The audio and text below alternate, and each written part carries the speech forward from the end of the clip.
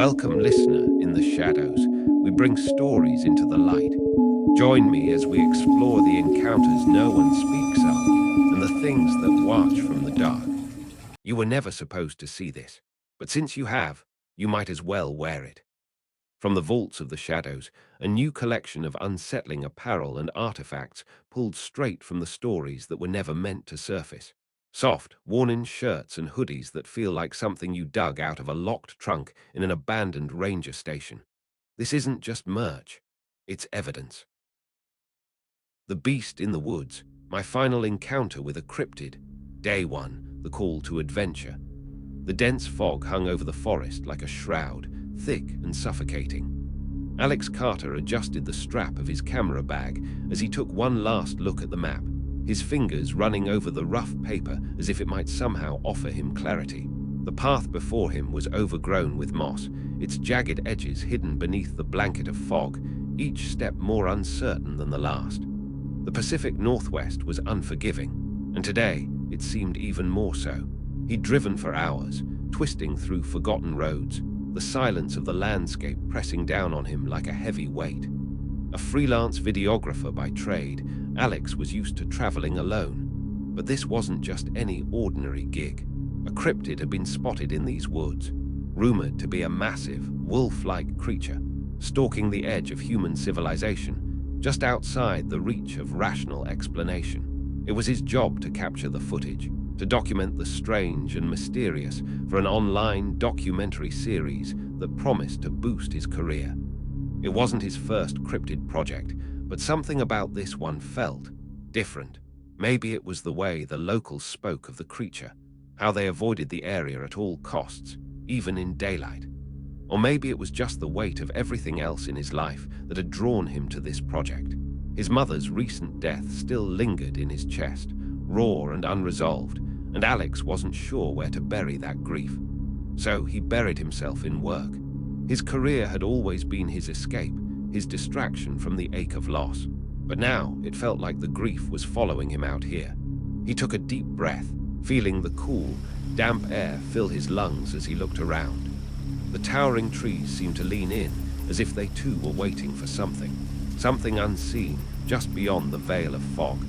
Alex's eyes narrowed, but he shook off the unease. He wasn't here to get lost in the strange stories of the locals or their superstitions. He was here to work, to get the footage, and to leave. Simple, as he unpacked his gear, setting up cameras along the perimeter of the camp and adjusting the lenses to capture the wide, desolate landscape.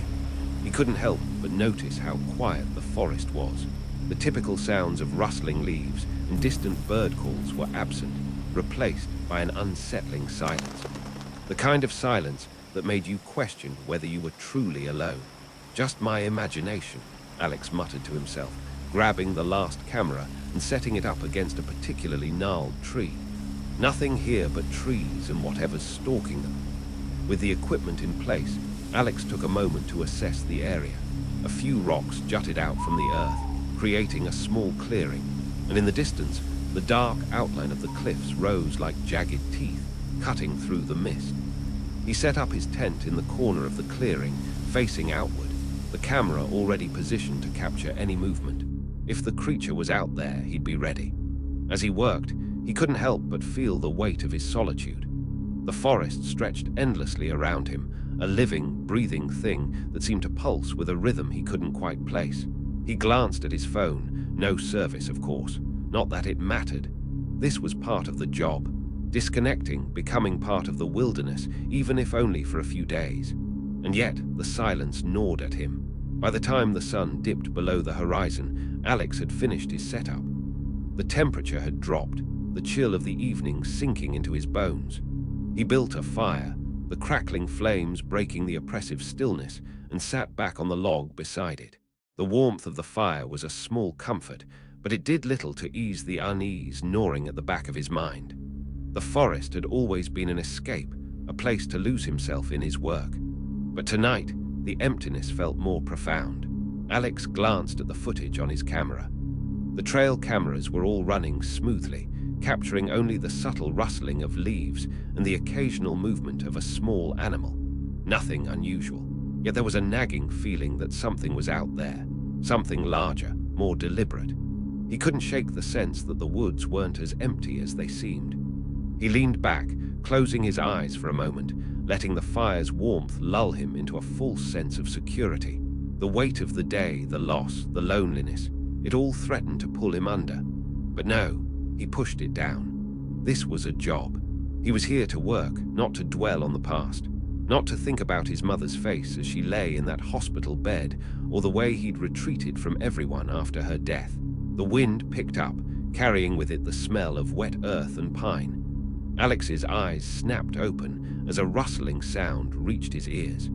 At first, it was subtle, almost like the breeze moving through the trees. But then it grew louder, more deliberate. Something was out there. The sound was too heavy, too rhythmic to be just the wind. He stood, his hand instinctively reaching for his flashlight.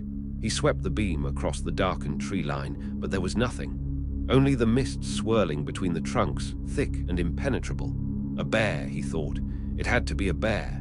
Still, he felt the unease clawing at him. He stepped back toward the fire, his heart hammering in his chest. His breath clouded in the cold air as he forced himself to breathe slowly. The forest was full of animals. He had dealt with worse before. But there was something different about this. Something waiting. A sudden noise broke his reverie, something moving through the brush, too deliberate to be an animal, too steady to be the wind. Alex's blood ran cold.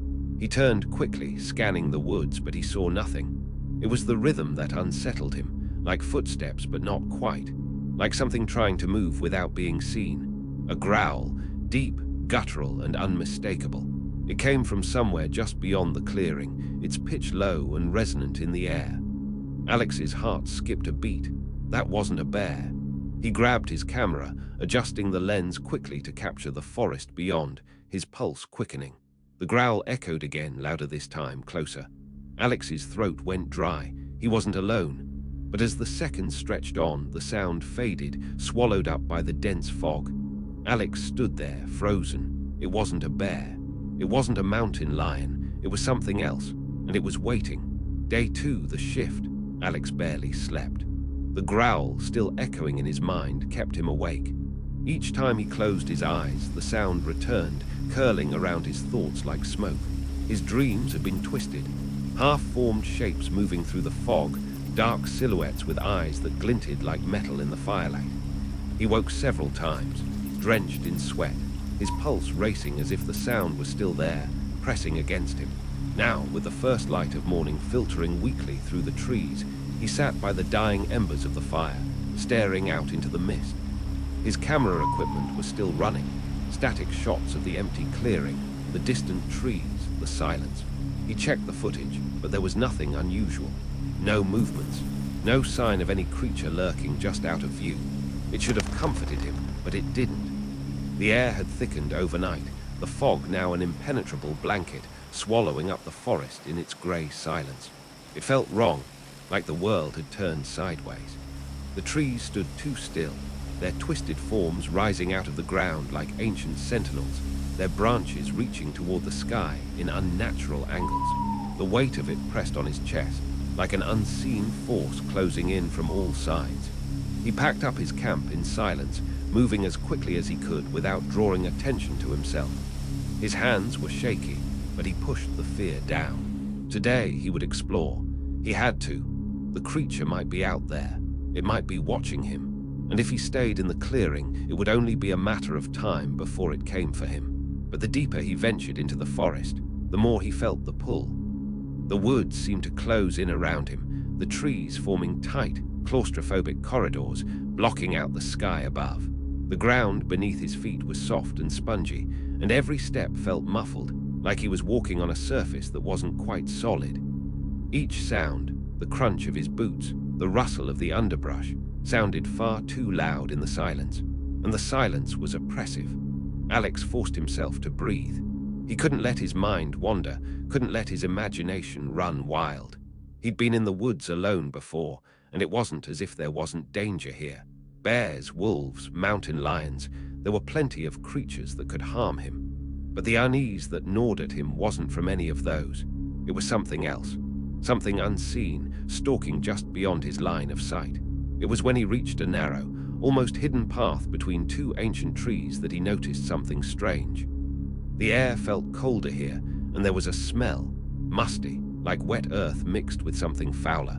It wasn't the scent of the forest, and it made his stomach turn. He paused, holding his breath, listening. And there it was again. A sound, distinct, rhythmic, a crunching, dragging noise. Something was moving through the underbrush. But when Alex turned the camera in the direction of the sound, there was nothing. His pulse quickened. A twig snapped behind him, followed by another. He spun around, heart pounding in his chest, but there was no sign of movement. No animal, no figure.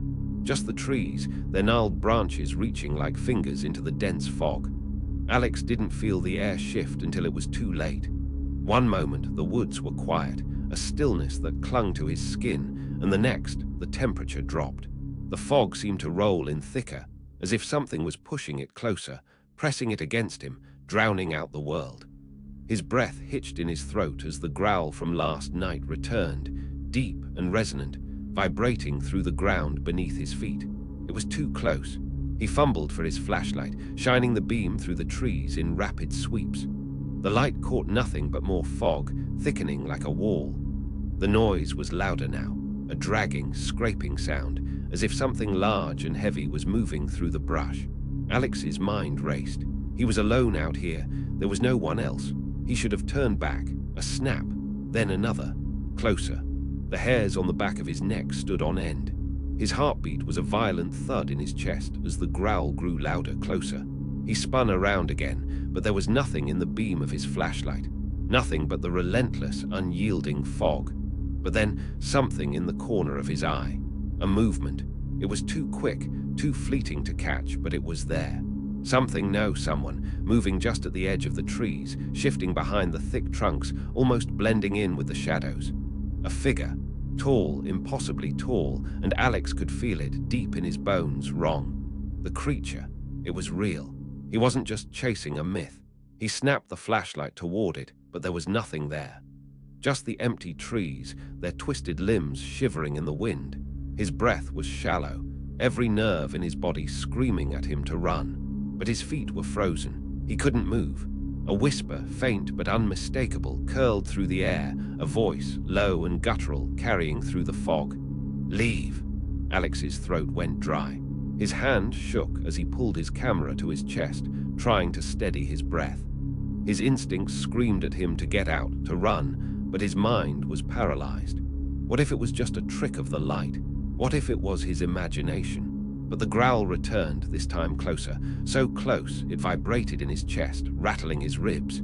It was moving toward him. He had no choice but to run. Day 3, the breathing wood. The fog never lifted.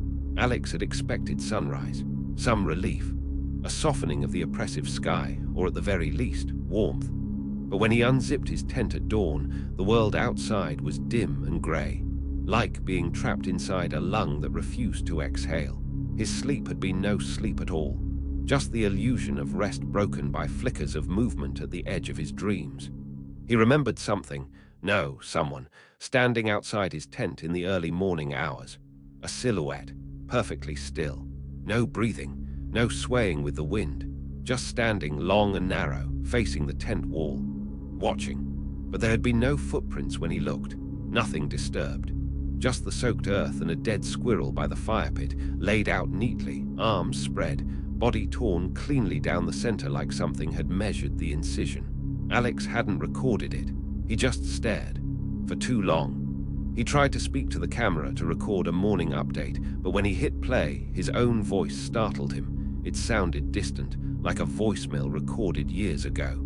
Hollow and hesitant. Day 3. I think I'm still okay. Something's out here with me. I saw something. I heard it again last night. I don't think it wants me here. He stared into the lens after he stopped speaking, as if expecting the camera to speak back. It didn't. Alex took a path downhill that morning, away from the sounds of shifting trees and the subtle, awful clicking that seemed to follow him through the woods. He was done searching for the creature. He was trying now to search away from it, whatever that meant. But the deeper he hiked, the more disoriented he became. The GPS stopped locking.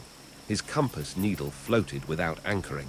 Even the sunlight, what little bled through the fog, seemed to dim and shift unnaturally, as if the whole forest canopy had warped overnight.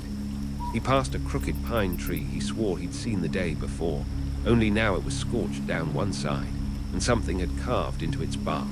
HELISDNS. Alex touched the grooves with numb fingers. They were deep, carved recently, but with what? The cuts were too narrow, too thin, almost surgical, not knife work, not claws, more like something sharp enough to slide between skin and thought. He looked up and froze. The fog had shifted, revealing a figure maybe 30 feet ahead, standing between two trees. Unmoving, too tall, much too tall. It had the rough shape of a man, but the arms hung too low. Its neck angled too far forward, and its legs bent wrong, slightly, not dramatically, just enough to make the human mind reject the form. A glitch in anatomy, a wrongness in posture. Alex whispered. No, no, no. The figure didn't move, but it breathed. It wasn't the rustle of branches or the soft hiss of wind. He could hear it. That long, damp inhale, like lungs made of reed and burlap. A wet wheeze in, a shuddering rattle out. He stepped back. The thing didn't follow, but the trees behind him had shifted. That was the worst part. He turned, and the path behind him was no longer the same. The trees had moved. He blinked hard, trying to banish the panic, closed his eyes, counted backward from 10, tried to remember the trail. But when he opened them, there was no trail, just the forest, just the fog, just the breathing. By the time he found his way back to camp, it was nearly dusk. At least, it felt like dusk. His watch had frozen at 2:43 p.m. and refused to move since. Everything was damp. His clothes clung to him. His camera's battery drained faster than it should have. His flashlight stuttered each time he clicked it on, flickering rapidly before stabilizing, as if something was interfering with the current. He went to check the dead squirrel again. It was gone. In its place, a tuft of fur, not squirrel fur, coarser, darker, thick like the mane of something that had survived winter by becoming crueler than winter. He didn't sleep that night. He sat in the center of camp, knife in hand, flashlight staked into the ground, camera running on low power. The forest sounded like it was inhaling, and when he whispered aloud, "Who are you?" he swore the fog in front of him recoiled, but only for a moment. Then the growl returned, not like before, not animal, not territorial. This time it sounded almost amused. Day 4, the voice that knows your name. Alex woke to silence, not peace, not rest. Silence, the type of silence that pressed against the inside of your skull like expanding foam, where every breath felt too loud, where you became painfully aware of the noises your own body made, just trying to stay alive. His gear was untouched, but something had been there. He knew it. The fire pit had been carefully, obsessively buried under dirt, not scattered or disturbed. As if someone or something had neatly cleaned up after him. He hadn't dreamed. Or if he had, he couldn't recall a single moment of it. But his body ached, his jaw clenched tight as if he'd been grinding his teeth all night. His tongue was sore. His legs bruised, dirt under his fingernails. And in the middle of his campsite, placed neatly atop his backup hard drive, was a small metal dog tag. Rusted, worn, his father's name engraved on it, Michael Carter. Alex didn't own this. He'd never seen it before. His father had died when he was 8. They'd cremated him. There were no remains, no personal effects, nothing left but a single photo his mother had kept folded in a Bible. He lifted the tag with shaking hands, turning it over. On the back, scratched in crude lines. He didn't say goodbye. Alex dropped it. Stumbled backward, his chest pulled tight. No, what the fuck is this? He spun, yelling into the trees. Is this some kind of trick, some sick joke? No answer, not right away. But then it came not from the trees, but from within the static of the forest. A whisper, faint, wind-like. Alex! His blood ran cold, not because of the sound, but because of the voice. Soft, female, familiar. Alex. Come home, baby. His mother. His dead mother.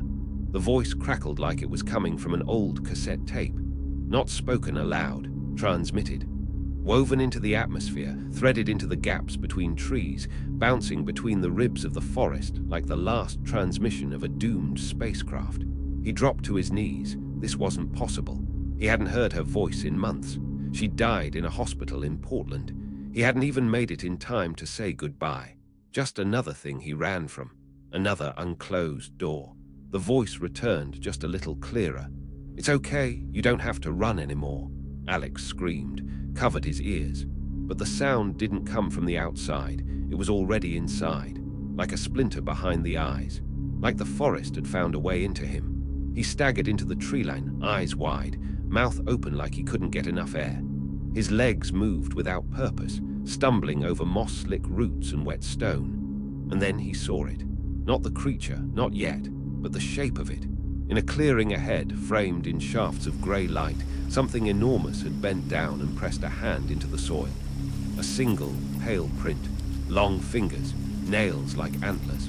Deep grooves clawed into the earth like it had pushed through the world to steady itself. And within the groove, something glistened. Alex crouched. A single photograph caught under a thorn branch. His father, holding a baby. The same photo from the Bible, but it was torn now. His father's face had been gouged out.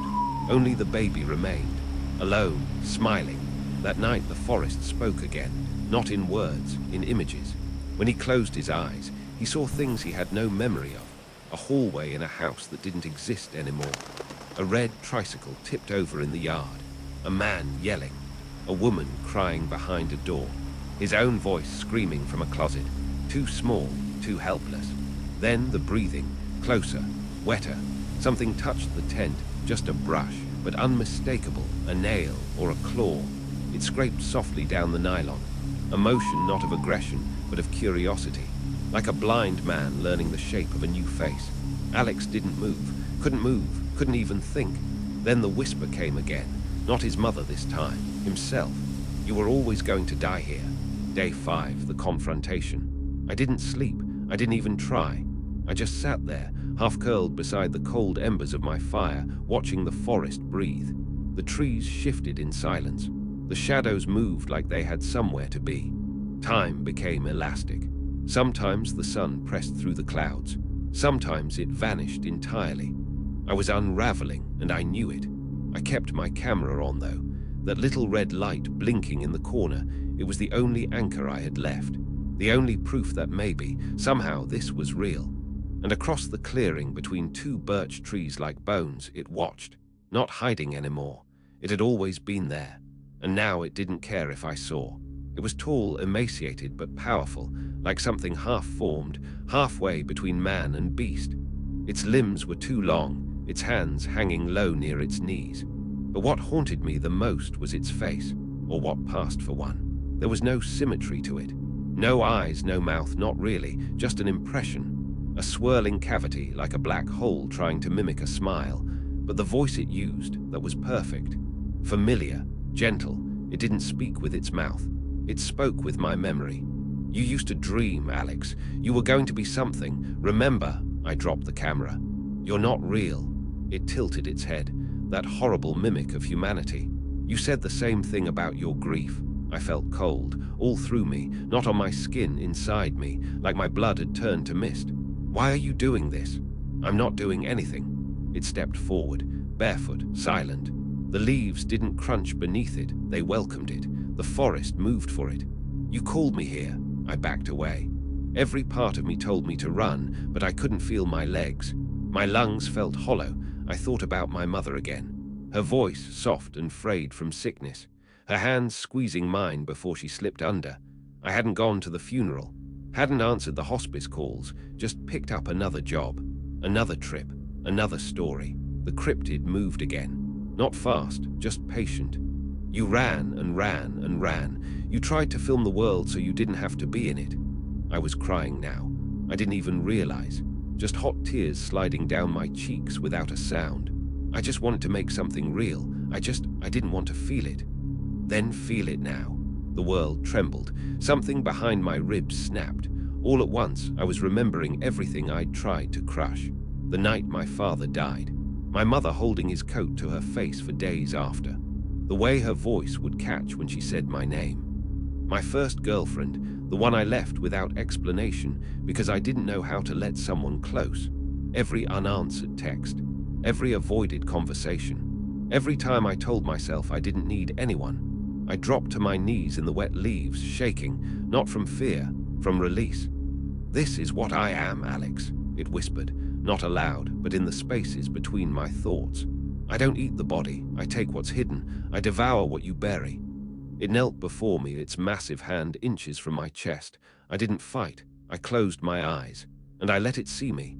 Everything, my grief, my guilt, my rage, my emptiness. For a moment it felt like suffocating under an ocean of memory, like drowning in voices I'd forgotten. And then silence, warmth, not comfort, not safety, but acceptance. When I opened my eyes, the creature was still there, but it wasn't watching me anymore. It was watching the trees. The job was done. It turned and walked into the forest. No fanfare, no chase, just gone, and I was left behind. But I knew I wouldn't leave this place. Not really. Epilogue, the camera rolls. The search team found the campsite 2 weeks later. No sign of Alex. No signs of struggle. Just a camera, still recording, battery long dead. When they pulled the data card and reviewed the footage, they saw fragments of Alex speaking to someone, though no one else appeared. But in the final frame, grainy, nearly imperceptible, a shape lingered just beyond the tree line, and standing next to it, a second silhouette. Alex, still, watching like he never left, or maybe he wasn't allowed to. You made it back for now, but the things in the dark never truly leave, do they? They watch, they wait, and perhaps they remember you now too. If you want to hear more, if you dare to listen again, step back into the shadows. Like the video, subscribe, but know this, some doors once opened do not close so easily.